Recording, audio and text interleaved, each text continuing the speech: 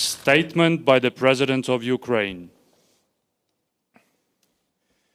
Вельмишановний пане генеральний секретар, Secretary General, dear Jens,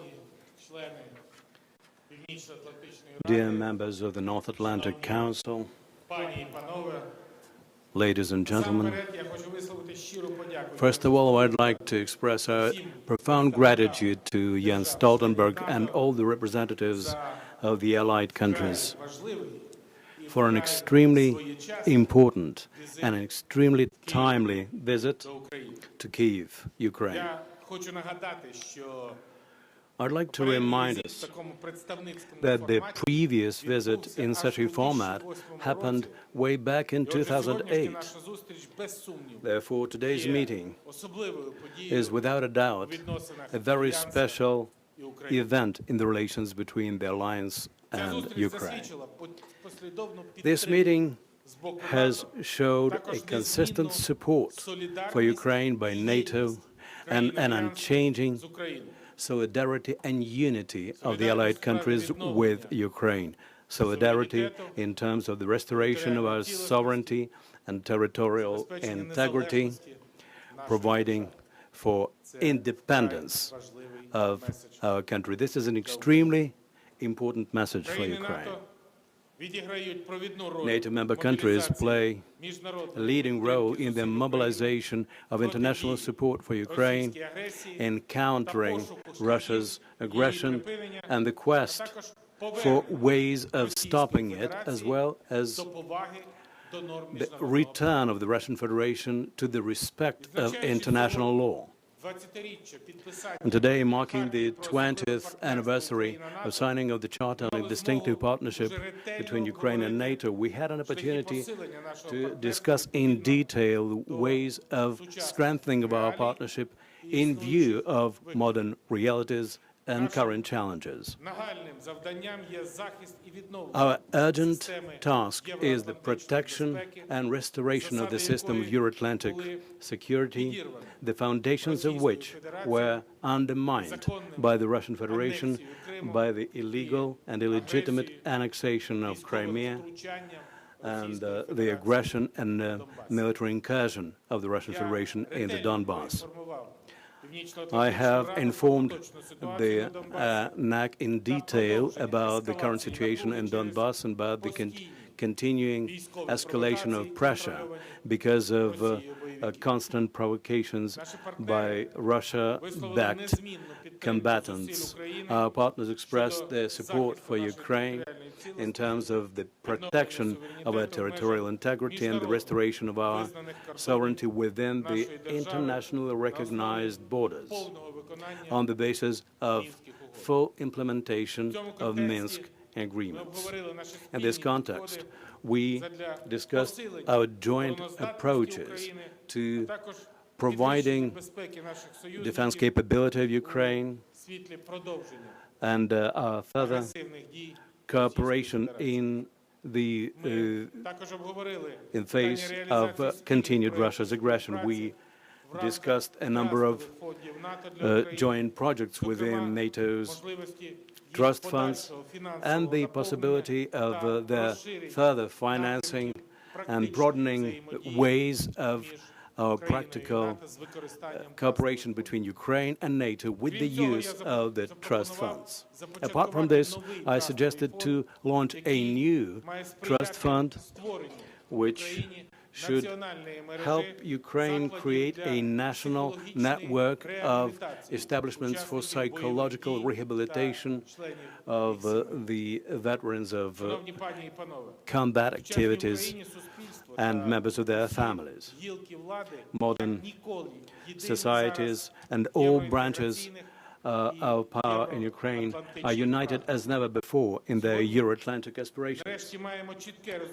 Today, we finally have clear understanding that an efficient strengthening of our national security can be provided only in cooperation with NATO.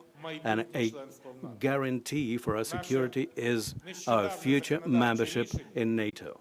Our recent legislative decision to that effect is a very clear answer to the question whether Ukraine wants to join the alliance and how determined we are in pursuing our ultimate goal, the ultimate goal of our Euro-Atlantic integration. The practical expression of our commitment is the broad-based reform agenda which we have been worked on for several years. We have created very capable military, and now we are shaping relevant security structures. We will continue paying attention, including in the sector of defense and security, in order to reach, by the year 2020, relevant standards of NATO. I would like to welcome an extremely important joint statement of NATO-Ukraine Commission, which we have just adopted at our meeting, which proves our joint readiness to further work for further development of our engagement with the NATO partners.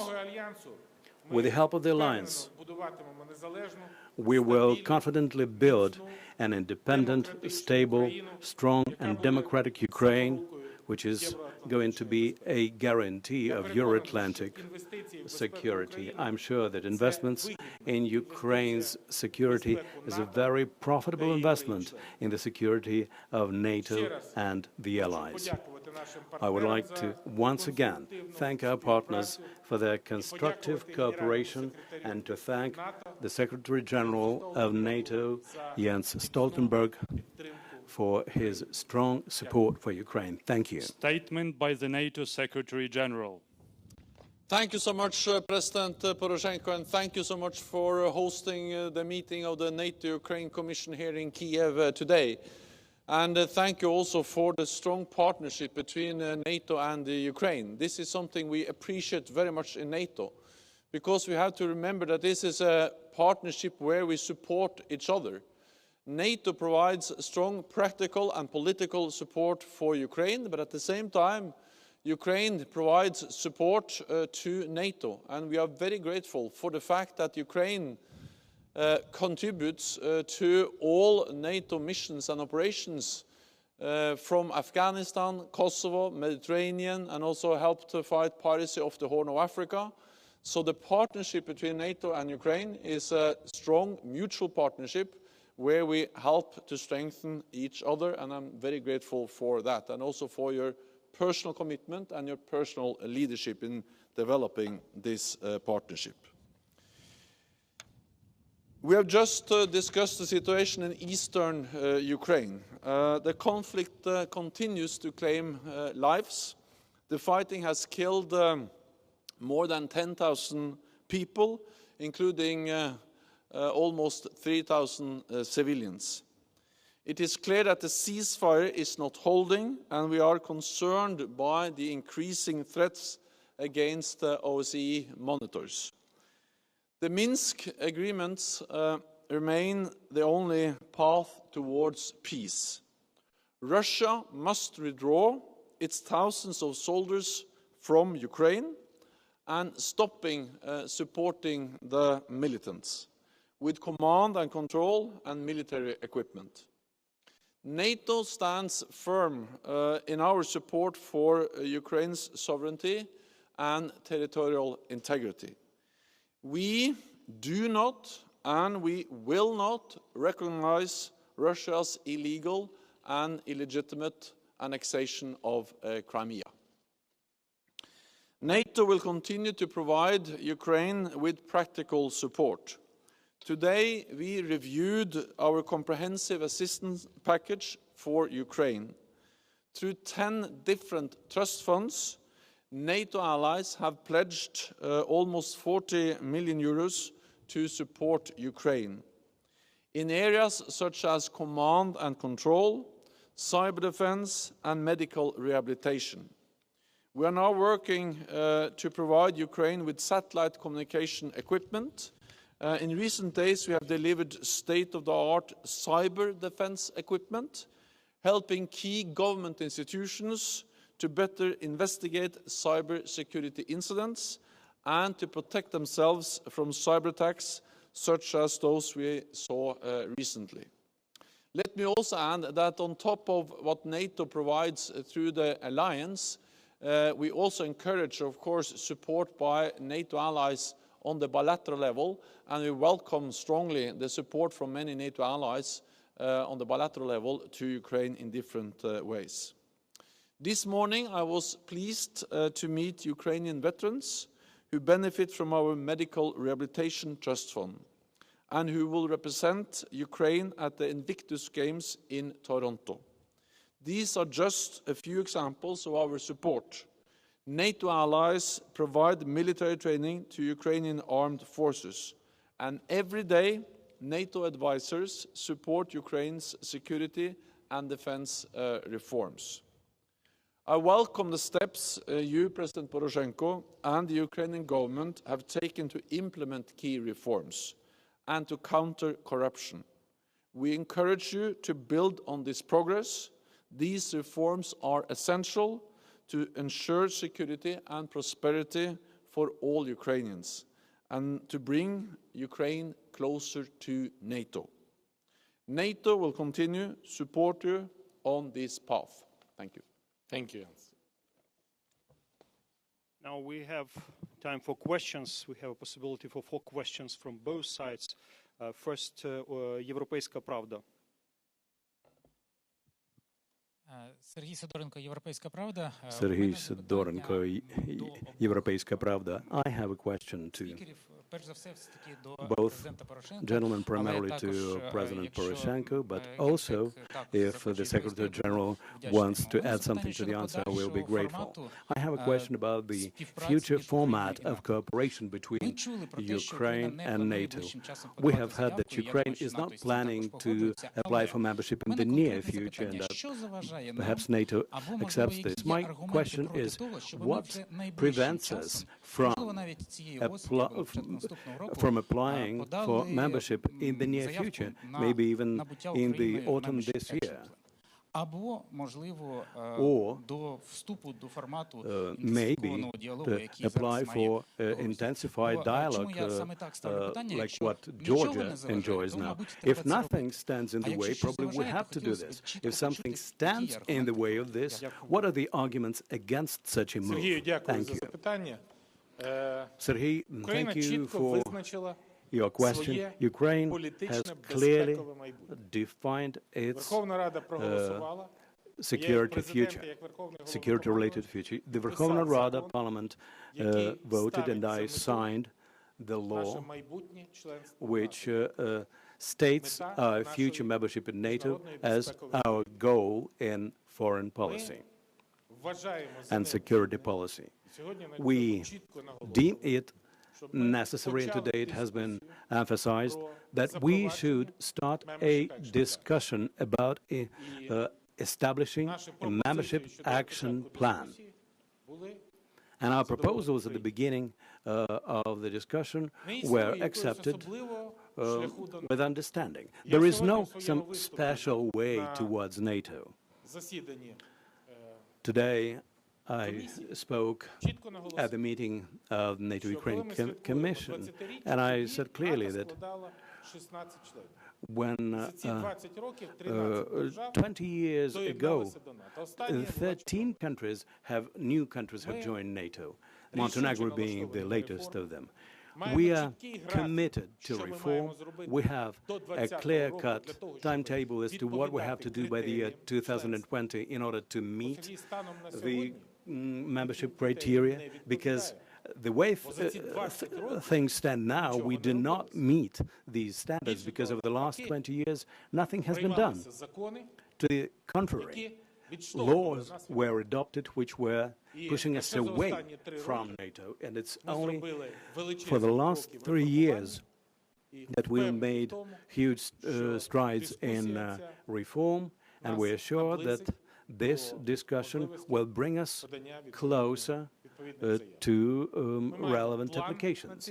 We have a plan for these 3 years. We have a program for the period until 2020. We know clearly what to do. This is the first time in Ukraine when we have such a clear-cut roadmap. When Ukraine meets the criteria and the reforms are implemented, and today, by the way, we have what we have never had in our history. More than 60% of Ukrainians support Euro-Atlantic integration for Ukraine. And the government should heed this opinion of the people. Every nation has the right to decide its own path, including whether it wants to be a member of a military alliance as NATO. And for NATO, it is extremely important to underline that any decision on NATO membership has to be taken by the 28 members and the country which is applying for membership. No one else has the right to try to interfere or to intervene or to veto such a decision-making process, because it is a sovereign right of any sovereign nation to decide on its own future, including whether it wants to be a member of a military alliance of NATO. The focus now in Ukraine is on reform, and I welcome that, because regardless of membership, I welcome the fact that Ukraine is moving steadily towards meeting NATO standards, more interoperability, meaning the ability to work together, Ukrainian forces and NATO forces, and to modernize Ukrainian security and defense institutions is also strengthening Ukraine's ability to counter the aggression we have seen in eastern Ukraine and in Crimea. So NATO will continue to support Ukraine on the path towards a close relationship with NATO, to implementing reforms and to meeting NATO standards.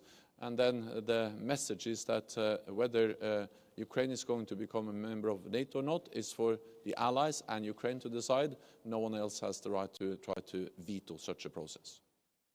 Thank you. Наступне запитання з боку пулу НАТО. Прошу, Укрінформ.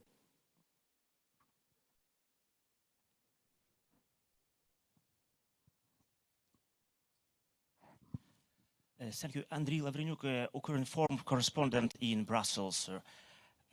Secretary General, do you have any maybe fresh ideas in order how to make international pressure on Russia more effective, in order to force Kremlin to respect international law and to end its aggression against Ukraine and to restore international order and territorial integrity of some its neighbors? And Mr. President, if you have a new idea as well, you can join.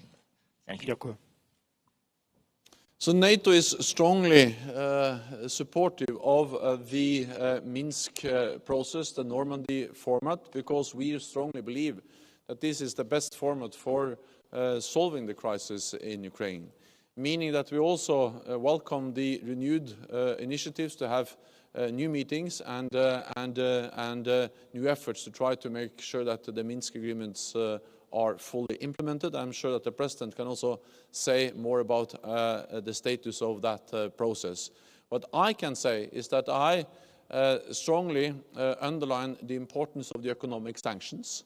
It is not for NATO to decide on economic sanctions, but NATO allies are implementing sanctions, and I think it is extremely to maintain the sanctions as long as Russia doesn't change its behavior in eastern Ukraine and Crimea and doesn't implement the Minsk agreements. Let me also add that NATO has implemented the biggest reinforcement of our collective defense since the end of the Cold War, very much as a response to the aggressive actions of Russia in Ukraine.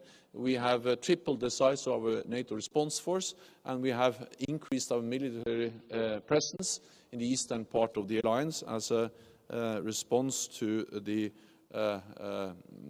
aggressive actions of Russia in Ukraine.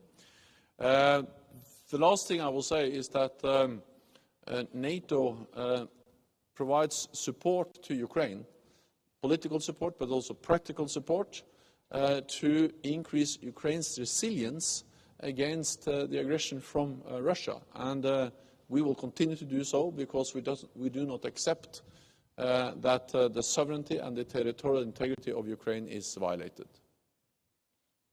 Thank you very much indeed, Mr. Secretary General. I fully support what the Secretary General said. I am absolutely confident that effective solidarity and unity, European, transatlantic, global, informal of G7, is an effective instrument to keep Russia at the table of negotiation. Point number one. Point number two, we should have agreed strategy for the immediate implementation of security package of the Minsk Agreement, including immediate and comprehensive ceasefire, withdrawal of Russian troops from Ukrainian soil, withdrawal of the Russian artillery, tank, multi-rocket launch system to Russia back, or to put it in the sealed storage, and progress for releasing the hostages. Immediate and uninterrupted access of the Special Monitoring Mission of OSCE on the whole occupied territory, including uncontrolled part of Ukrainian-Russian border, to be present 24/7, to stop supply new troops, new armament, new ammunition. And with that situation, when we implement security package, preferably that this implementation should be guaranteed either by UN peacekeepers, because last 3 years demonstrate that Russia is extremely irresponsible in implementation of security package, or CSDP mission of European Union, or armed police mission of the OSCE. We do not accept the Russian attempt to create the extremely dangerous security condition for the Special Monitoring Mission of OSCE, trying to create a condition to leave the occupied territory. No, we are not accept that. And an objective and independent information of Special Monitoring Mission of OSCE is a vital precondition for the implementation security package. And I'm absolutely confident that our efforts and the results what reached on the G20 summit for next phone conversation and possible summit of the Normandy format will give a very careful optimism about the progress in the next months. Thank you. Прошу, АРД.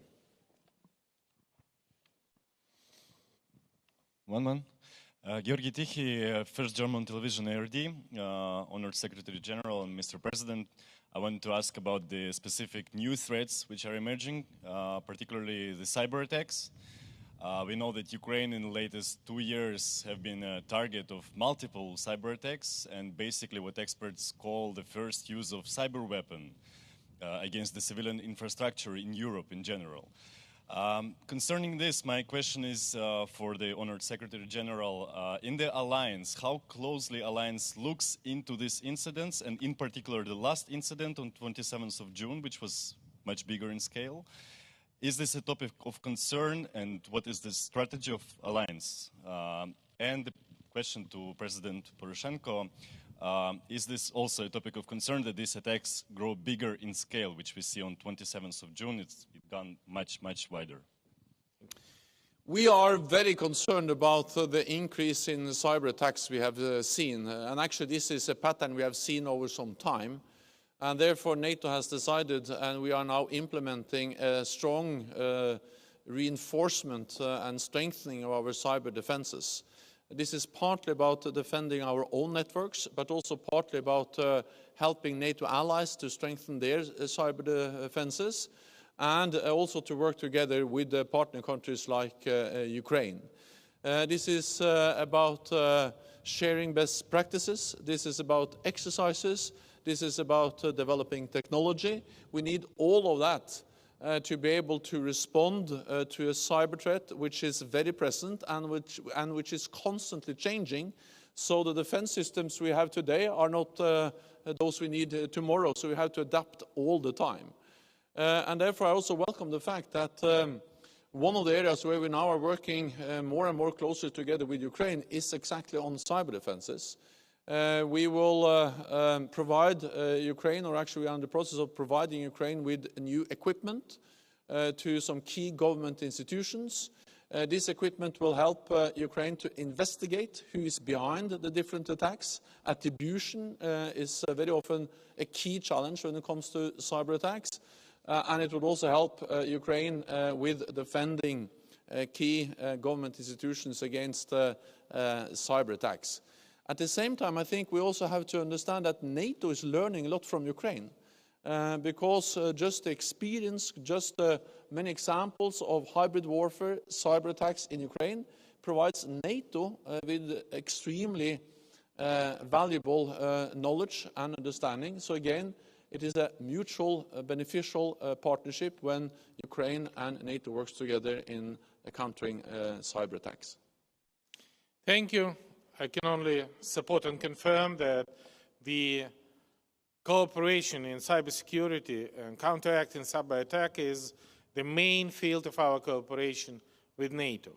You know that one of the trust fund is dedicated exactly to the cybersecurity, and this is not only with NATO, but with on a bilateral cooperation program with the NATO member states, including the United States.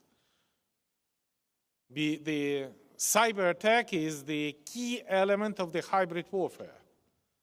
And we have now an evidence that the last cyber attack also provided from the Russian, organized, by Russian Federation. And with that situation, I want to once again attract your attention that this is not only a form of cooperation in a software exchange, in exchange of the best practice and technologies, but now we receive the hardware. Our main ministers, including Minister of Foreign Affairs, other ministers, our security services, receive the hardware, receive the communication equipment to not only to defend our institution from the next cyber attack, but also to effectively detect and share the practice and information. And I can confirm that within 40 minutes after launching the attack, the coordination between member states, between our partners, was organized extremely effective, and this allows us to help us to minimize the sequences of this attack from the 27th of June. And we agreed to expand our cooperation, to attract more money, and to make it more efficient. And this is not only the topic on my today meeting with the Secretary General, but also topic for the yesterday meeting with the Secretary of State, Rex Tillerson. Thank you very much. Unfortunately, Secretary General should leave to another meeting, so we should end our press conference. Thank you very much. Дякуємо всім, друзі. Генеральний секретар має відбути на наступну зустріч.